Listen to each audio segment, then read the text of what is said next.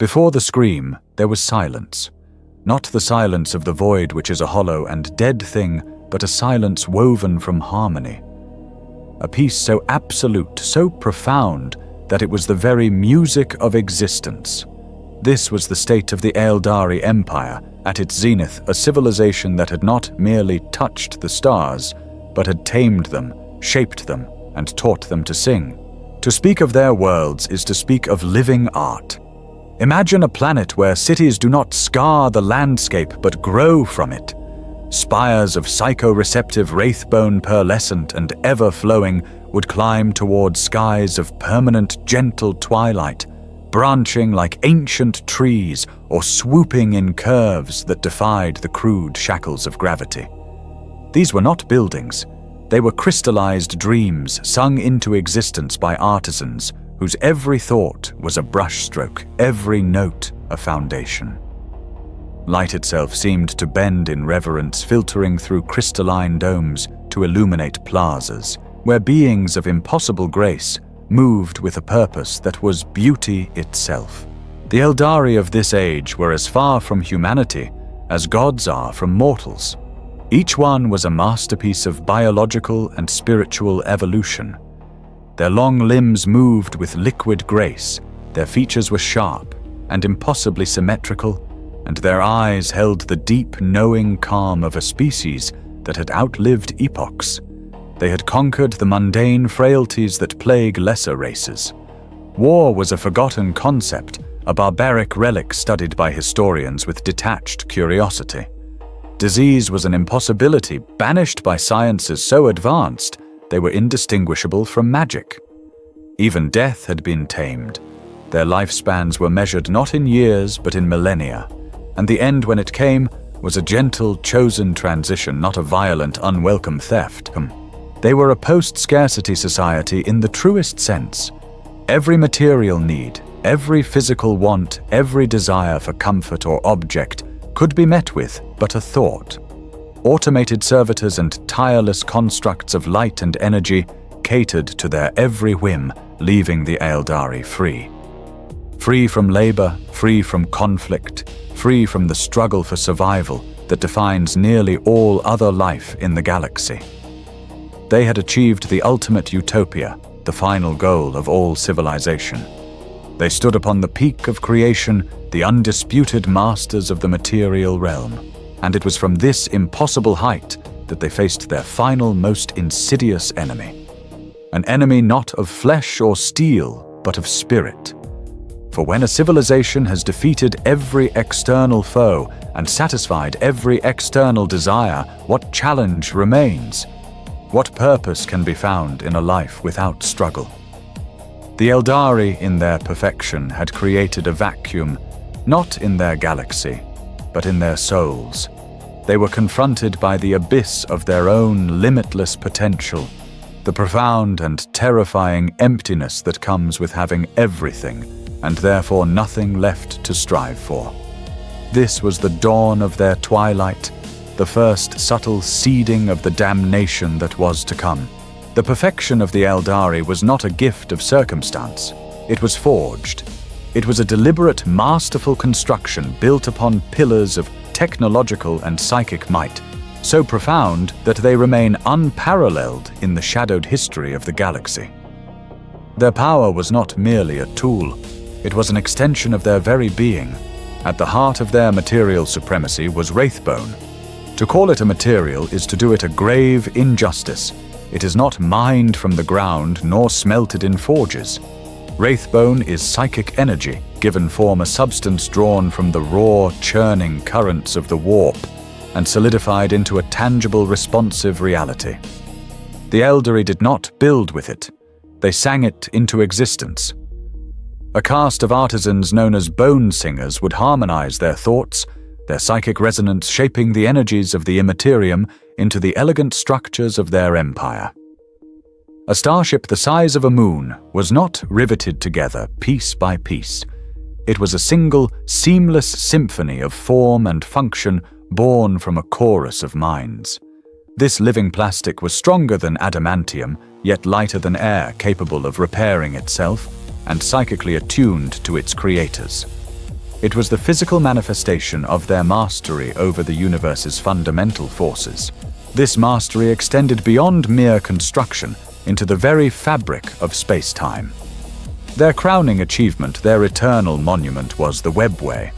It was not a network of tunnels, it was a parallel dimension, a labyrinthine vascular system running between the skin of real space and the raw hell of the warp. Within its shimmering, ever-shifting corridors, the laws of physics were a matter of suggestion. Time and distance were rendered meaningless. An Aeldari could breakfast on a core world, basking in the light of a blue giant, and take their evening meal on a frontier planet at the galaxy's edge, the journey taking but a few steps through a glowing portal. The webway was their sanctuary, and their highway perfectly safe, shielded from the chaotic tides of the Imperium. It was a work of such breathtaking complexity and scale that its construction was perhaps the greatest feat of engineering the galaxy has ever known. Yet even these wonders paled in comparison to the power that resided within each and every Aeldari, their innate psychic potential. For this species, the mind was not a prisoner of the skull. It was a weapon, a tool, and a canvas. Telepathy was their common language, conversations flowing as silent currents of pure meaning and emotion between minds. Telekinesis was as natural as breathing. An object could be summoned with a flicker of thought, a complex machine assembled without a single touch. Their seers could part the veils of causality, gazing into the skeins of the future not as a vague prophecy, but as a clear and navigable map of possibilities. During this golden age, this psychic attunement was a source of endless creation and boundless understanding. It was a gift that allowed them to shape reality to their will, a harmonious instrument playing the song of their dominion.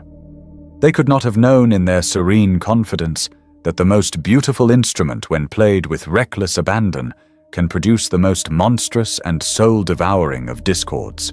To understand the Aeldari is to understand their relationship with the Imperium, the realm they called the Sea of Souls. In the 41st Millennium, the Koi warp is known as a seething hellscape, an ocean of rage, despair, and predatory consciousness. But this was not always so. In the age of the Aeldari Empire, the warp was different. It was still a place of chaos, a formless dimension of raw emotion and psychic energy, but it was not yet the venomous, malevolent reality it would become. It was a primordial ocean of potential, wild and untamed, but not yet poisoned. For a psychic race as powerful and disciplined as the Aeldari, it was not a place of terror, but a realm to be navigated, shaped, and communed with. This communion found its ultimate expression in their pantheon. The gods of the Aeldari were not distant mythical figures of faith. They were real. They were vast psychic entities residing within the warp, born from and sustained by the collective consciousness of their mortal children. Each god was a reflection, an apotheosis of a crucial aspect of the Aeldari psyche. Asurian the Phoenix King was their authority and wisdom. Kani the Bloody-Handed was their martial prowess and simmering fury.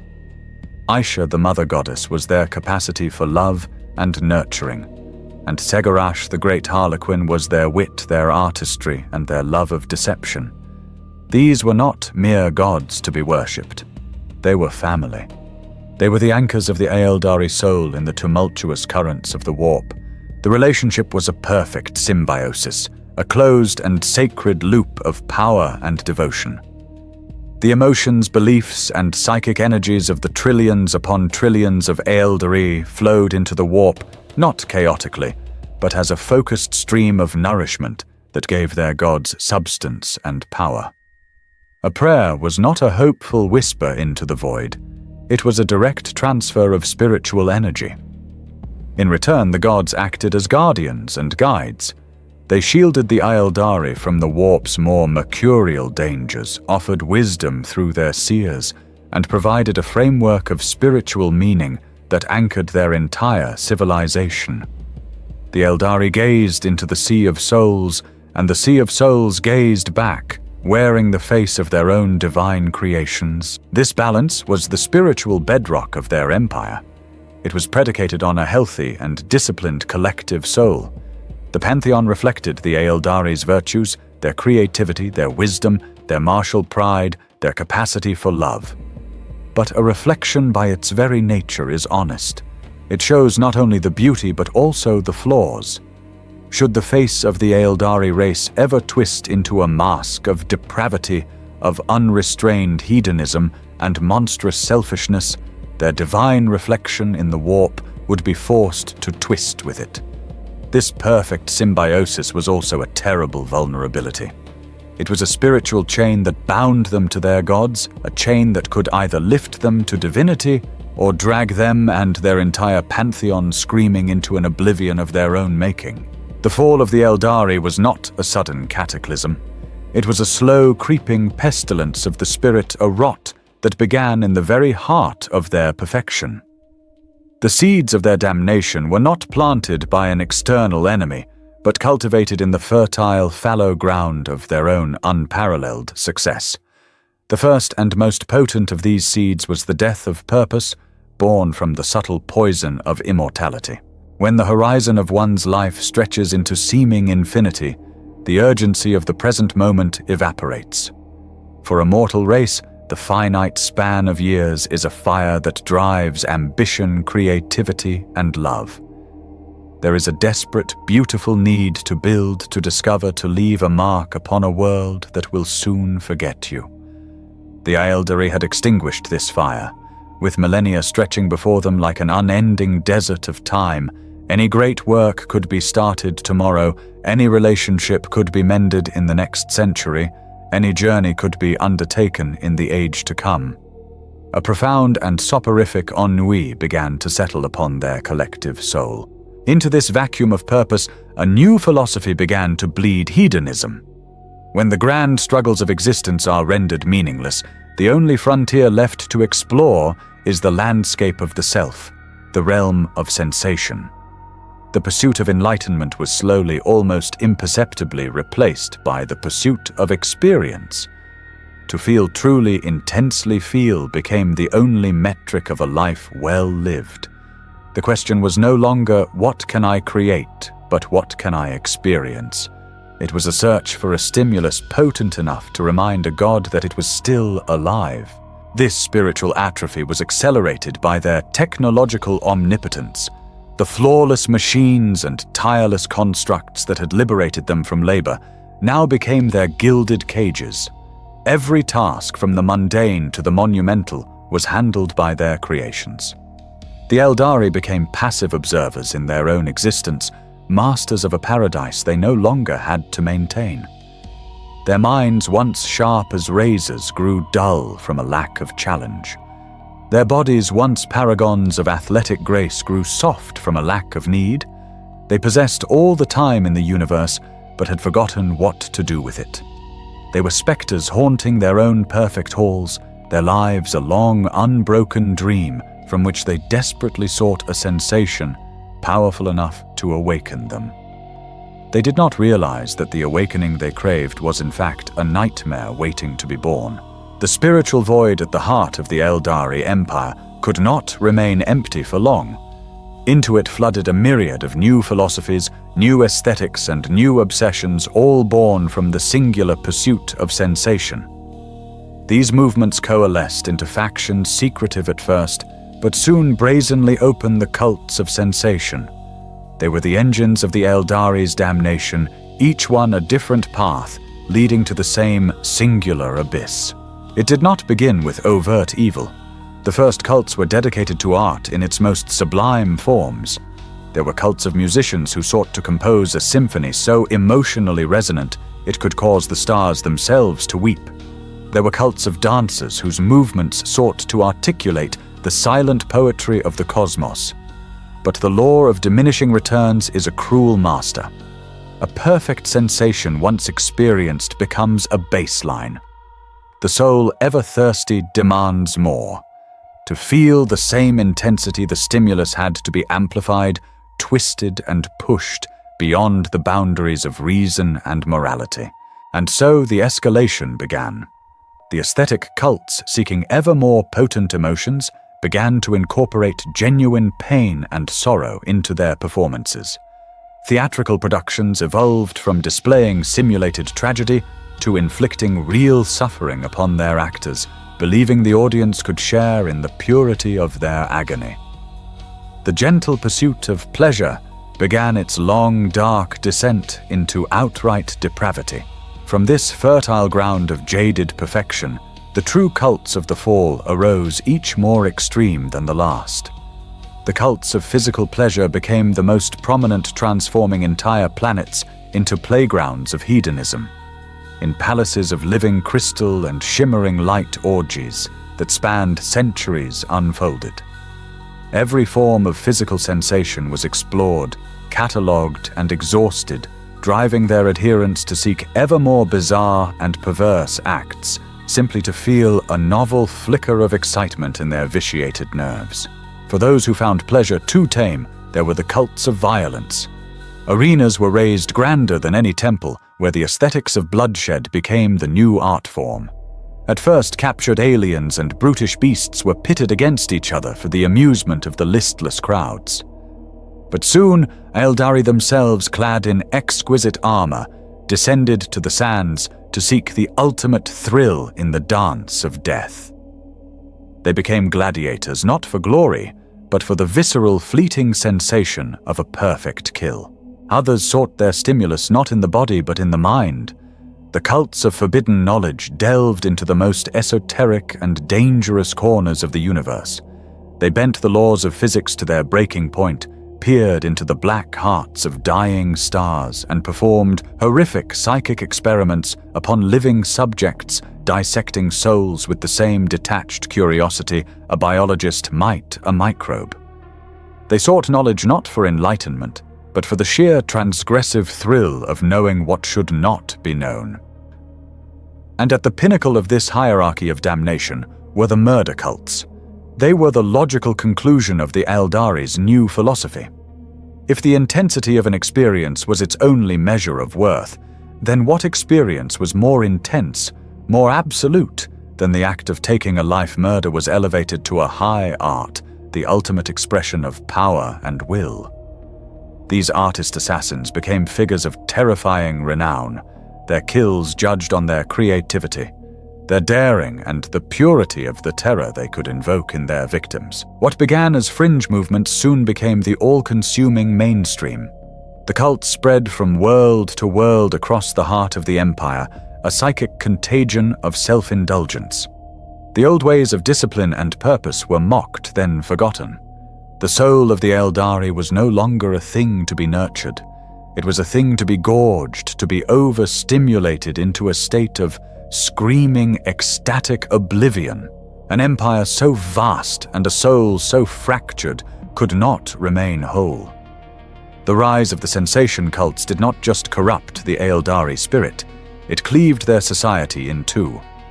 A great silent schism formed a chasm of ideology and morality that ran through the heart of their star-spanning domain, dividing it as surely as any physical border. On one side of this chasm were the core worlds. These were the ancient hearts of the Empire planets of unimaginable splendor, now transformed into the epicenters of the new decadent culture. Here the cults reigned supreme, their influence absolute. The very fabric of society was rewoven to facilitate the endless pursuit of stimulation. On the other side were the worlds of the periphery. These were the younger colonies, the frontier domains, and the vast continent-sized starships known as craft worlds, which had long been hubs of trade and exploration. On these worlds, the old ways still held sway. Discipline, artistic creation for its own sake, and a sense of communal duty were still valued. These Aeldari looked back towards the core with a growing sense of horror and disbelief, seeing their brethren as fallen lost to a spiritual sickness. Power once held by wise councils and philosopher kings now fell into the hands of a new aristocracy, the masters of the cults. The most influential individuals in the empire were no longer its greatest thinkers or leaders, but its greatest hedonists, its most imaginative torturers, its most celebrated gladiators. A cult leader who could devise a novel sensation held more sway than a statesman who spoke of tradition. The architects of pleasure now architected the course of the empire. This was not a conflict fought with armies, for the Aeldari had long forgotten such crude methods. It was a cold war of the soul. The inhabitants of the core worlds looked upon their traditionalist kin with a mixture of pity and contempt, seeing them as dull, fearful primitives clinging to a boring past. They were relics, amusing in their quaintness, but ultimately irrelevant to the grand, ecstatic experiment of the New Age. In return, the Aeldari of the periphery looked upon the core with righteous disgust. They saw their brethren not as enlightened explorers of sensation, but as pathetic addicts, slaves to their own base impulses. They were a cancer, a corruption that dishonored the legacy of their entire race. This mutual disdain festered, dissolving the psychic and cultural unity that had been the Aeldari's greatest strength. The Empire was no longer a single harmonious entity. It was a house divided against itself, a great and beautiful body, whose soul had already begun to tear itself apart, deaf and blind to the terrible consequences of its own internal war. Even in the deepest twilight, there are flashes of light. The Aeldari race in its march towards the abyss was not without chances for salvation. There were voices of reason, portents of doom, and clear, desperate warnings. But a society deafened by the roar of its own pleasure has no ear for prophecy. Every warning was ignored, every prophet dismissed. The first and clearest warnings came from the seers. Those Aeldari whose psychic sight was attuned to the flow of fate began to witness terrifying visions in the skeins of the future. They looked into the sea of souls and saw not the familiar, harmonious currents of their gods, but a new and monstrous formation. They spoke of a great shadow coalescing in the depths of the Imperium, a spiritual vortex born of their own excess. They described a great thirst, an insatiable sentient hunger that was growing with every act of depravity, every debauched festival, every artful murder. They brought these nightmares to the ruling cults, their voices trembling with urgency only to be met with derision. In a culture dedicated to avoiding all that was unpleasant, these prophets of doom were seen as madmen and fools, their visions dismissed as the ravings of a disturbed mind. Seeing their words fall on deaf ears, some chose action over prophecy. These were the far-sighted, the disillusioned, and the pure of heart. Led by the most powerful of the unheeded seers, they began the great exodus. They abandoned the splendor of the core worlds, turning their backs on the empire their ancestors had built. Boarding their great world ships, they set out for the quiet, unclaimed planets of the galactic rim. There, on these maiden worlds, they forsook the advanced technology and decadent philosophies of their kin. They became the Exodites, living simple ascetic lives in harmony with nature, deliberately embracing hardship and toil to purify their spirits and escape the psychic contagion. The empire they left behind did not see this as an act of wisdom, but of cowardice. The Exodites were branded as Luddites and fanatics, figures of mockery, who had fled from the glorious future the Aeldari were creating.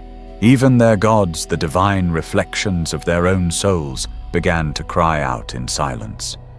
The seers who still maintained their communion felt it clearly. Aisha, the mother goddess, was said to send nightmares to her priestesses, visions of a monstrous beloved child growing within her, one that would be born, screaming and devour its own mother. The presence of Asurion the Phoenix King grew distant and cold, his guiding light in the warp clouded by a profound divine sorrow. But the Aeldari were no longer listening to their gods. They were too preoccupied with the worship of themselves. The prophets had been silenced, the righteous had been exiled, the gods had been ignored. Every path away from damnation had been presented, and every path had been arrogantly refused. The Aeldari had sealed their own fate, not in ignorance, but in a willful, hedonistic blindness. The final act of their grand tragedy was now inevitable. The final decades of the Aeldari Empire were not a slow decline, but a final frenzied apotheosis of sensation. The core worlds plunged into a singular galaxy-spanning festival of excess, from which there would be no dawn. Every boundary of morality, ethics, and reason was not merely crossed, but obliterated its memory, erased by a new and more shocking transgression. The divisions and warnings of the past were forgotten, swept away in a final unifying act of self-destruction. Entire planets were given over to the arts of pain and pleasure. Societies that had once produced the galaxy's greatest poets and thinkers now dedicated their entire existence to orchestrating new forms of agony or discovering unheard-of heights of ecstasy. Life had no other meaning. The Aeldari had become a race of pure impulse, their immense psychic and technological power now focused solely on the goal of stimulating their jaded souls. This was no longer a series of individual choices. It was a psychic maelstrom, a self-perpetuating storm of emotion that had seized trillions of souls in its grip. To understand what happened next, one must understand the nature of the warp. The Sea of Souls is a mirror to the material realm, and the Aeldari psyche was the most brilliant and therefore most dangerous of all mirrors. Every extreme emotion experienced by the Aeldari, every shriek of ecstatic pleasure, every gasp of exquisite pain, every surge of murderous pride did not simply fade. It echoed into the Imperium. Now imagine that echo multiplied by trillions, sustained over centuries, and all focused on the same singular purpose of unrestrained sensation. A psychic resonance of unimaginable magnitude was building a hurricane of spiritual energy, swirling around a single silent epicenter in the heart of the warp. Within that psychic storm, something was gestating. The combined spiritual filth of the Aeldari race was not dispersing. It was coalescing. It was becoming sentient. Every depraved act was a cell in its body, every selfish thought a neuron in its mind. A vast and monstrous psychic fetus was forming, nourished by a constant umbilical cord of lust, pain, pride, and pleasure. It was their ultimate creation. It was their child in the most literal sense, made in the dark image of their corrupted souls. The Aeldari, in their desperate search to feel something, were about to give birth to a god, and its first cry would be the death scream of their entire civilization. There was a moment of absolute silence. Across the core of the Aeldari Empire, trillions of souls reached the ultimate crescendo of sensation in perfect, terrible synchronicity. The psychic pressure built over millennia reached its breaking point. And then the universe screamed. It was not a sound that travels through the air, but a psychic shockwave that tore through the fabric of reality itself. A wave of pure emotion, of raw creation, so powerful it moved faster than light. On distant Terra, the Emperor's nascent Astronomicon flickered and died, plunging the fledgling Imperium into darkness and terror. Across the galaxy, every psychic being felt a ripple of indescribable horror pass through them. In the heart of the Aeldari Empire, it was the sound of the apocalypse. This was the birth of Slaanesh, the Prince of Pleasure, the dark god of excess. This was the moment of the fall. The experience of that moment differed depending on one's proximity to the epicenter of the psychic storm. For the cultist locked in the throes of their final ecstasy, there was a flash of ultimate fulfillment, a sensation that dwarfed all that had come before. In that single perfect instant, their soul was turned inside out and devoured. The god they had unknowingly created had come to claim its first most fervent worshippers. Their final sensation was that of being utterly and eternally consumed. For an ordinary citizen on a core world reality simply disintegrated. The sky cracked open like a sheet of broken glass, revealing the swirling kaleidoscopic madness of the warp beyond. The elegant wraithbone spires, once resonating with songs of creation, now wept blood and screamed in psychic agony. From the newly formed rifts in space-time, the first demons of Slaanesh poured forth beautiful, terrifying creatures of claw and silk, their laughter the sound of tearing souls. Thousands of light years away on a quiet maiden world, an exodite tending to his fields suddenly collapsed, clutching his head. He felt no pain, heard no sound, but was struck by a psychic tsunami of pure, undiluted grief. It was the silent, collective death scream of trillions of his kin, a wave of loss so profound it would forever scar the spirit of every Aeldari who survived it.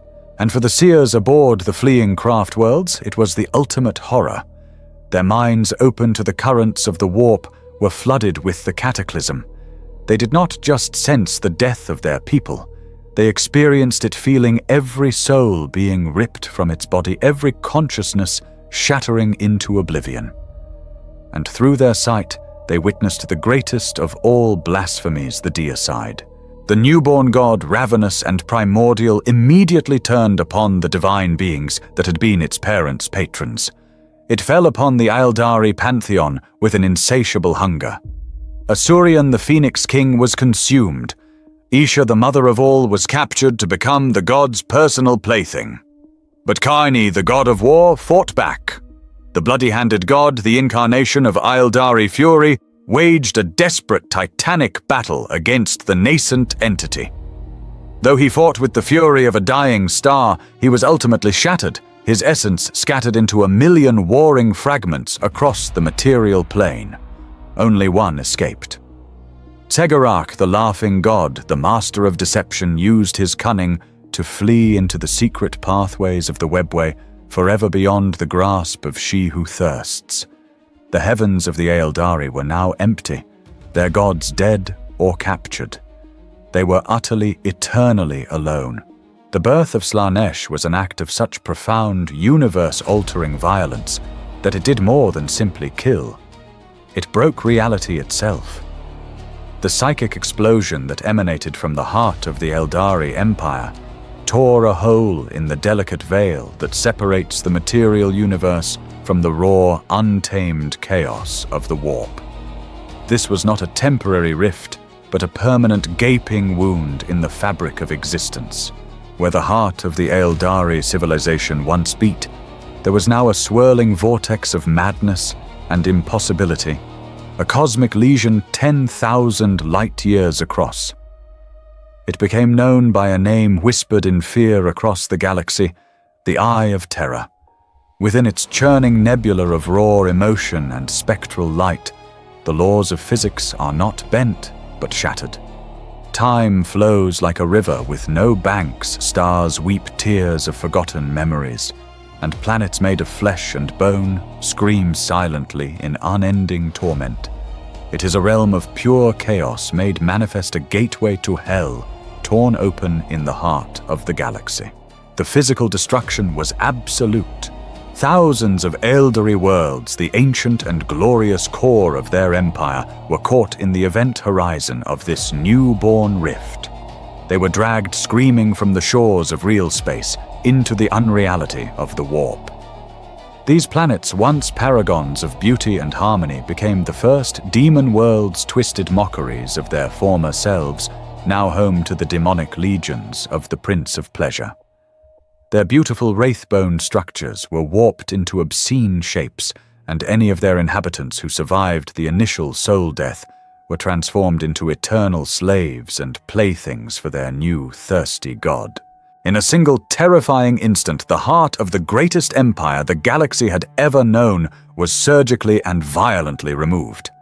It was not conquered, it was not defeated. It was annihilated and replaced by a monument to its own sin. A civilization that had mastered the stars and lived for millions of years had committed an act of cosmic suicide so profound that it scarred the face of the universe forever. The Golden Age was over.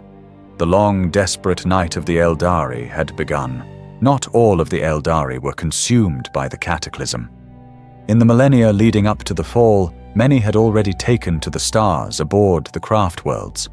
These were not mere ships, but mobile, self-sustaining ecosystems the size of small moons, hubs of commerce, art, and exploration. Their inhabitants had already grown distant from the decadent core, and this distance would prove to be their salvation. When the psychic scream of Slaanesh's birth erupted, the craft worlds were far enough away to escape the epicenter of the blast. They were not, however, spared the shockwave. Across their living halls, every Aeldari was struck down by a wave of unimaginable psychic agony.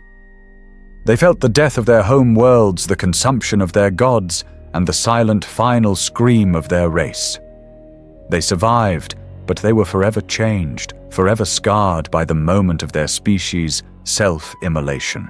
The survivors, who would come to be known as the Asuryani, were now a people without a home, adrift in a hostile galaxy. But their greatest burden was not homelessness. It was an all-consuming, inescapable guilt. They lived with the certain knowledge that their own people, their own ancestors and kin were responsible for this ultimate blasphemy. They had birthed a god of chaos and had torn a hole in the universe. Every moment of their continued existence is a penance for that sin. This profound trauma became the crucible in which their new society was forged. They analyzed the cause of their downfall and came to a stark conclusion: their own nature was the enemy. The depth and passion of the Aeldari soul, once their greatest strength, was also their most fatal weakness. Unchecked, it had led them to ruin.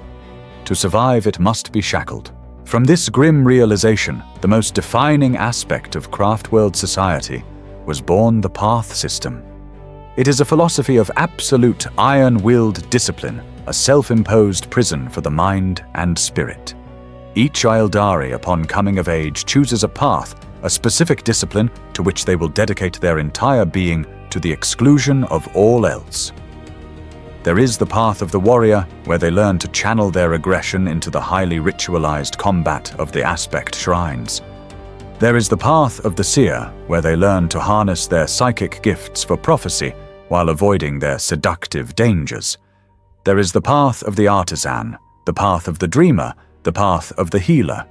Hundreds of different disciplines, each one a set of rigid mental and emotional restraints. An Aeldari on a path lives and breathes their chosen discipline, mastering its every facet while suppressing all other aspects of their personality. Only when they have achieved mastery can they set aside that path and take up another. This constant regimented shifting of focus ensures that no single emotion, no single obsession can ever take root and grow into the kind of soul-devouring cancer that led to the fall. The Asuryani gave up the very freedom their ancestors had abused, trading a life of boundless potential for a life of ascetic denial. It is a bitter, tragic existence, but it is the only way they know to keep the darkness of their own nature at bay. While the craft worlds fled through the void, another group of Aeldari survivors endured, hidden within the twisting corridors of the webway itself. Their sanctuary was Komarag, a vast and anarchic port city nestled deep within the labyrinthine dimension. Before the fall, it was already a haven for the most extreme of the sensation cults, a place where any vice could be indulged far from the sight of the core worlds. Its position outside of normal reality shielded its inhabitants from the initial soul-scouring blast of Slaanesh's birth. They were spared the instant annihilation that claimed their kin, but they were not spared the consequences. In the silent aftermath, the Comorites felt a new and terrifying sensation, a slow, inexorable, draining a spiritual hemorrhage that left them feeling hollow and weak. Their souls were being slowly siphoned away, a constant psychic pull from the newborn god they had helped create. They called this creeping soul death the thirst. Faced with this slow, agonizing extinction, they desperately sought a cure. And in the dark heart of their depraved city, they made a monstrous discovery. They found that their fading spirits could be revitalized, the thirst temporarily abated by feeding on the extreme emotions of others. The psychic energy released by a being in the throes of excruciating pain and terror acted as a potent vampiric balm, replenishing their own withered souls. This discovery sealed their fate and defined their new existence. Morality was not just abandoned, it was inverted. Cruelty became a necessity. torture became a healing art. The infliction of suffering became the very foundation of their civilization. They became the Drukhari the Dark Kin, a race of parasitic soul thieves, under the cunning and utterly ruthless leadership of figures like the infamous Asdrubal Vect Komarag, transformed from a hidden city of vice into the capital of a new piratical empire. They became raiders of real space, their sleek ships darting from webway portals to conduct lightning raids on unsuspecting worlds.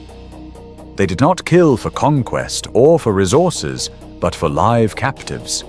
Every alien, every human, and even every Aeldari cousin they captured was a resource to be harvested, their bodies and souls broken down in gladiatorial arenas and exquisite torture chambers to provide the sustenance the Drukhari craved. The Drukhari are the unrepentant legacy of the fallen empire. Where the Asuryani chose a path of discipline and denial to escape their nature, the Drukhari chose to embrace it, weaponize it, and perfect it for the sole purpose of their own parasitic survival. They are the living, breathing embodiment of the sin that caused the fall, and their continued existence is a testament to the depths of cruelty a soul will sink to in order to avoid its rightful damnation. Amidst the grim penance of the Asuryani and the parasitic cruelty of the Drukhari, a third path was walked by the most enigmatic of all the Aeldari's children. They were not a society or a nation, but a cabal of wandering warrior artists who owed allegiance to no craft world and no cabal. They were the Harlequins, the chosen servants of Kegorash, the great Harlequin, the one god who had been clever enough to escape the grasp of Slaanesh. Where the other Aeldari factions are defined by their reaction to the fall, the Harlequins are defined by their devotion to their living god. They are capering acrobatic killers and storytellers, their faces forever hidden behind smiling, inscrutable masks, and their bodies clad in kaleidoscopic motes of shimmering light. They walk between the shattered fragments of their race, their purpose a mystery to all but themselves. The Harlequins hold a unique and sacred position. They are the only beings who can travel the webway with impunity, walking the dark streets of Komara without fear of the Drukhari, and being received upon the most traditionalist of craft worlds with awe and reverence. For they are the agents of a god who still lives, and they are believed to hold the secrets to the Aeldari's ultimate salvation. Their lives are an endless performance, a sacred masquerade. Through breathtaking displays of acrobatic prowess, mime, and music, they tell the stories of their race. Their most important and most frequently performed work is the grand tragedy of the fall itself. They are the keepers of history, ensuring through their ritual dances that no Aeldari, be they of the craft worlds or the Dark City, can ever forget the sin that led to their doom and the nature of the enemy they created. But their purpose runs deeper than remembrance. The Harlequins are agents of a divine, intricate plan, a final cosmic joke that Segorak intends to play upon she who thirsts. They guard the secret paths of the webway fight in battles no one else will ever witness, and manipulate events on a galactic scale, all in service to their god's great gamble. While the Asuryani seek to outlast their doom, and the Drukhari seek to feed it, the Harlequins alone seek to face it, trick it, and in a final laughing act of defiance, destroy it.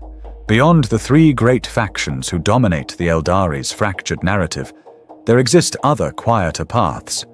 These are the forgotten past, and the potential future, the ghosts of what might have been, and the desperate hope of what could still be. First among them are the Exodites, the living proof that the fall was not inevitable. These were the ones who were right, the Cassandras, whose warnings were ignored. They had fled the hedonism of the Empire centuries before its collapse, settling on verdant, untamed maiden worlds at the galaxy's fringe. There they live a life of deliberate simplicity, shunning the advanced technology of their kin for a harsh pastoral existence in tune with nature. They ride great saurian beasts into battle and live by a strict code of tribal discipline. They are the Aeldari, as they once were, a living testament to the path of balance and harmony that their race forsook. Their survival is a bitter vindication, a constant silent reproach to the rest of their species. For 10,000 years, these fragments of the Aeldari soul have endured in their separate agonies. But in the dying days of the 41st millennium, a new radical movement has emerged, a path that seeks not just to survive the fall, but to undo it. They are the Inari, the followers of Inead, the nascent Aeldari god of the dead. The Inari believe they have found the ultimate salvation. They have discovered a way to cheat she who thirsts of her final prize.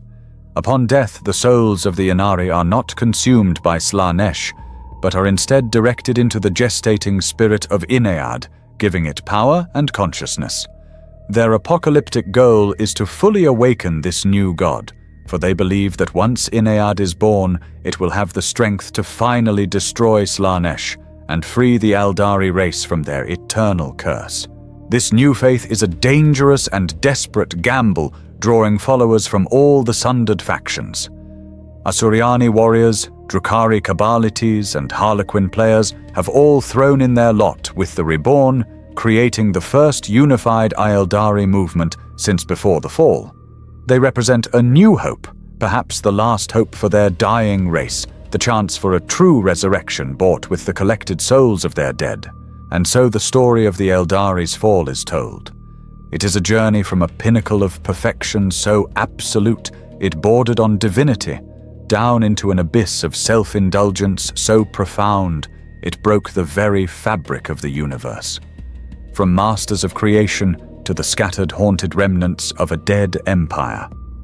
Theirs is the ultimate cautionary tale.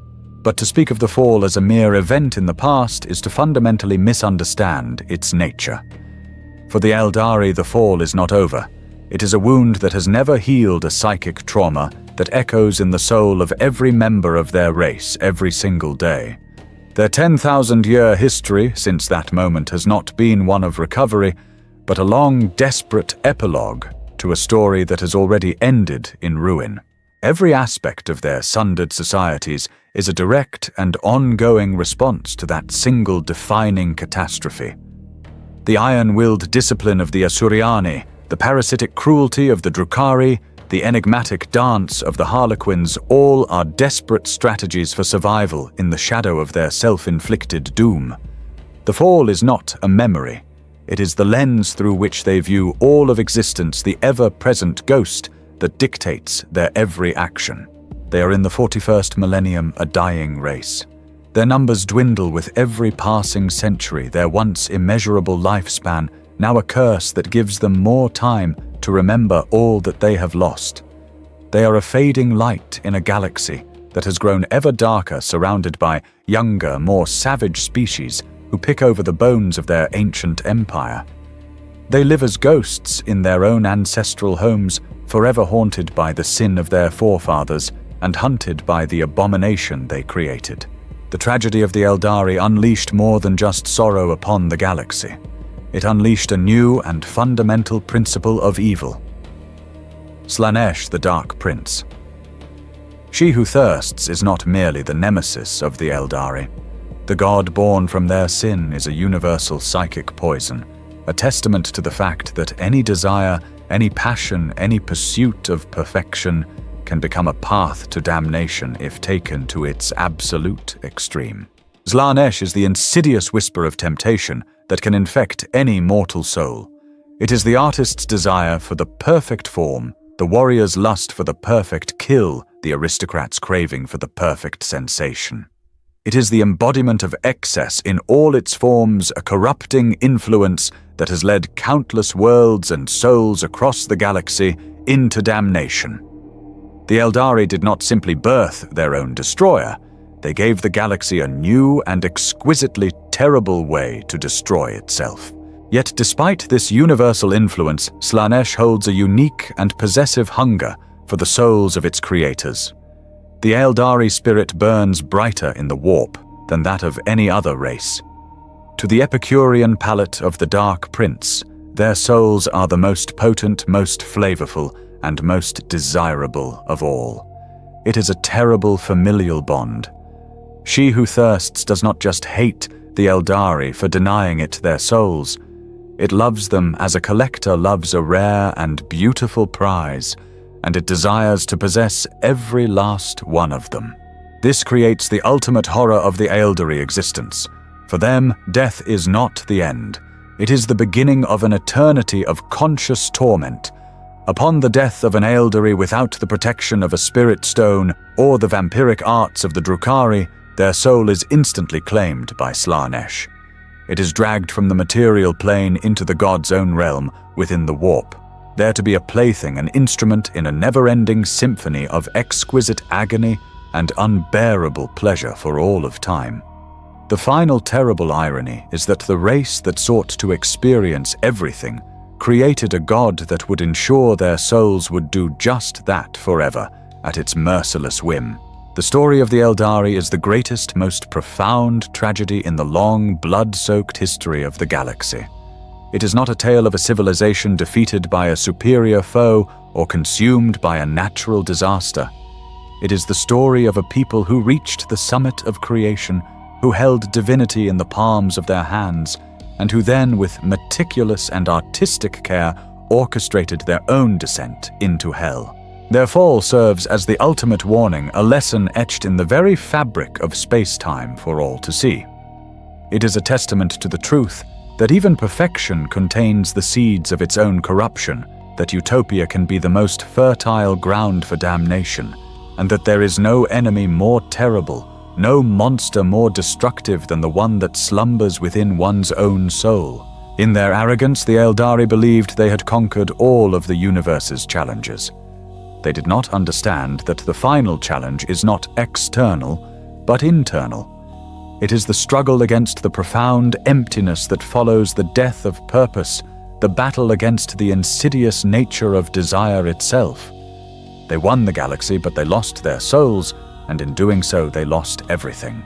And so their legacy is not their shining cities or their mastery of the psychic arts, but the permanent screaming wound in reality known as the Eye of Terror and the Dark God that was their final, most perfect creation.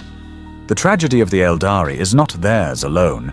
It is a dark mirror held up to all the struggling races of the 41st millennium, a terrible and eternal reminder of the price of hubris. It is the galaxy's most terrible and enduring truth that in the grim darkness of the far future, there is no true innocence to be found among the stars.